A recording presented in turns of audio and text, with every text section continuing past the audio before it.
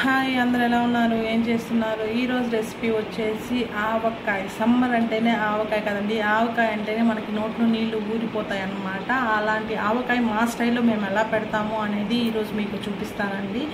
Mangoes తీసుకోండి. Mangoes తీసుకొని నీట్గా వాటర్లో క్లీన్ చేసుకొని, అంటే దానికి చెమ్మ ఏం లేకుండా పొడి క్లాత్ తీసుకొని మ్యాంగోని నీట్గా తుడుచుకోండి. నీట్గా తుడుచుకొని మ్యాంగోని మీకు ఎన్ని పీసెస్, ఒక మ్యాంగో ఎన్ని పీసెస్ కావాలో అన్ని పీసెస్ కట్ చేసుకున్న తర్వాత దాంట్లో పిక్క తీసేసుకోండి. పిక్క తీసేసుకున్న తర్వాత పిక్క తీసుకున్న దాని కింద లేయర్ వైట్గా ఒక లేయర్ ఉంటుందండి. ఆ లేయర్ కూడా తీసేసుకోండి. మీకు ఏ సైజులో కావాలో ముక్క అనేది ఆ సైజులో కట్ చేసుకోండి. మేమైతే ఈ సైజులో ముక్కలు కట్ చేసుకున్నామంట.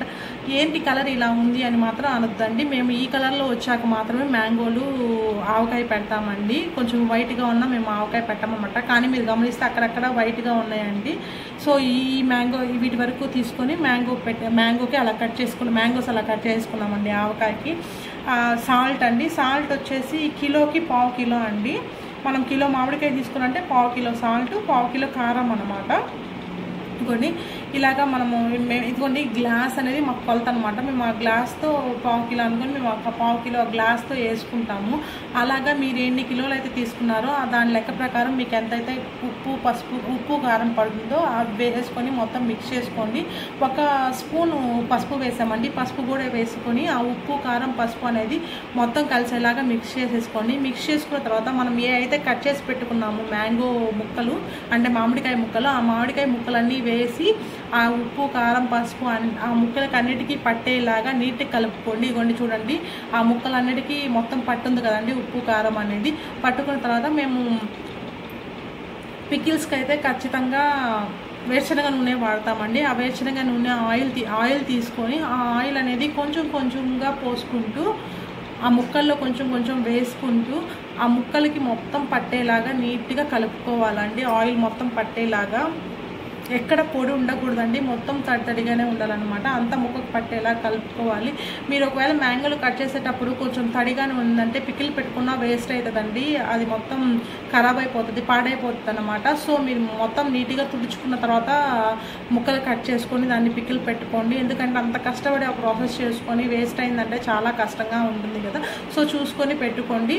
ఆయిల్ కూడా కొంచెం కొంచెం వేసుకుంటూ ఆ ముక్కల్లోకి కలుపుకొని ఒక సైడ్ నుంచి తీసుకుంటూ కలుపుకోండి. ఇదిగోండి ఇక్కడ చూపిస్తున్నాం కదా, అలాగా కలుపుకోండి. ఇదిగోండి ఆయిల్ మొత్తం ఇలా వేసుకొని నీట్గా ఇలా కలుపుకుంటున్నాం అనమాట. ముక్కల మొత్తానికి ఇగోండి ముక్కలు కూడా చూపిస్తాము చూడండి.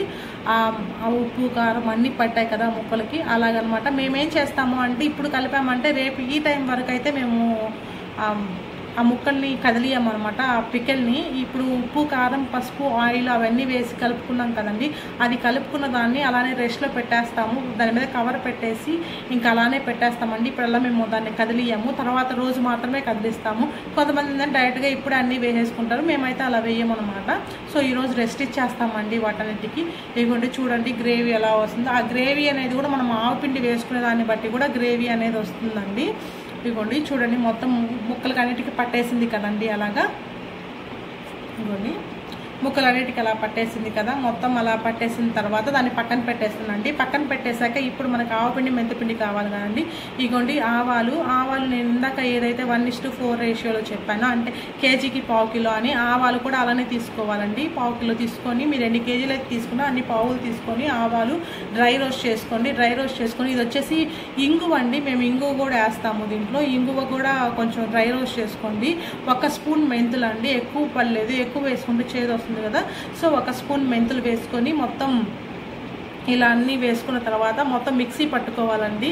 మిక్సీ పట్టుకొని మెత్తటి పౌడర్ లాగా చేసుకోవాలండి. ఒకేసారి మెత్తటి పౌడర్ అయితే రాదు. కొంచెం ఒకసారి వేసుకున్నాక మళ్ళీ దాన్ని జల్లెడ పట్టుకొని ఆ జల్లెడలో వస్తుంది కదండి నూక, ఆ నూకని మళ్ళీ మిక్సీకి వేసుకున్న తర్వాత అలా పట్టుకుంటూ మెత్తటి పౌడర్ లాగా చేసుకోవాలన్నమాట.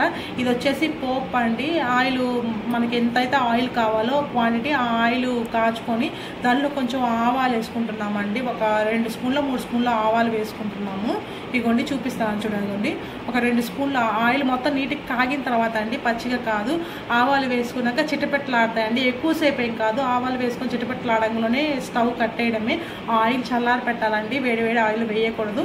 చల్లారి పెట్టేసిన తర్వాత ఇదిగోండి మేము ముందు రోజు కలుపుకున్నామని చెప్పాం కదా, ముందు రోజు కలుపుకున్న తర్వాత ఇప్పటి వరకు చేయి పెట్టదండి. ఇప్పుడు మళ్ళీ అది కవర్ తీసేసాక మొత్తం నీట్గా మిక్స్ చేసుకుంటున్నాము. మొత్తం ఎక్కడన్నా ఏదన్నా కొంచెం ఉన్నా కూడా మొత్తం పట్టేలాగా అని చెప్పి మొత్తం ఇలా అంతా మిక్స్ చేసేసుకుంటున్నాము. చూడండి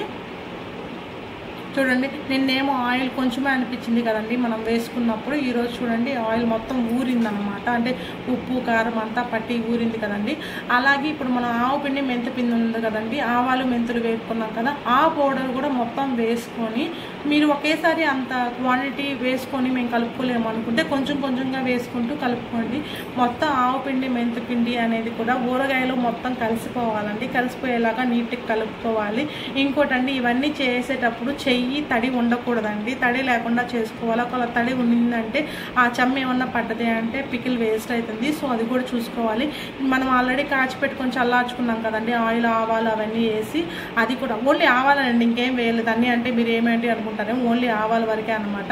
అది కూడా వేసి ఆవు పిండి మెంతిపిండి అంతా కలిసిన తర్వాత అది కూడా వేసి మంచిగా మొత్తం మిక్స్ చేసుకోండి.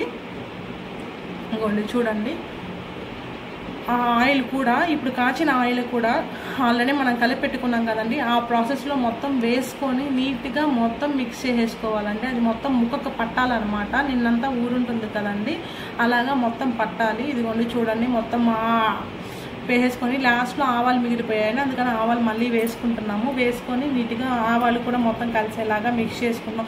ఎక్కువ వేసుకోవద్దండి ఆవాలు, ఊరికే ఫార్మాలిటీగానే 1 స్పూన్ 2 స్పూన్లు వేసుకున్నామండి, మీరు ఎక్కువ వేసుకోవద్దు. మీరు గమనించినట్లయితే దీంట్లో మేము వెల్లుల్లిపాయలు వేయలేదండి. వెల్లుల్లిపాయలు అనేది మీ ఆప్షనల్, మీరు వేసుకోవాలనుకుంటే వెల్లుల్లిపాయలు వేసుకోండి. మాకు అవసరం లేదు వెల్లుల్లిపాయలు అనుకుంటే మీరు ఇలానే వదిలేసండి. ఫైనల్గా అయితే ఆవకాయ రెడీ అయిపోయింది. ఈ వీడియో నచ్చినట్లయితే లైక్, షేర్ అండ్ సబ్స్క్రైబ్.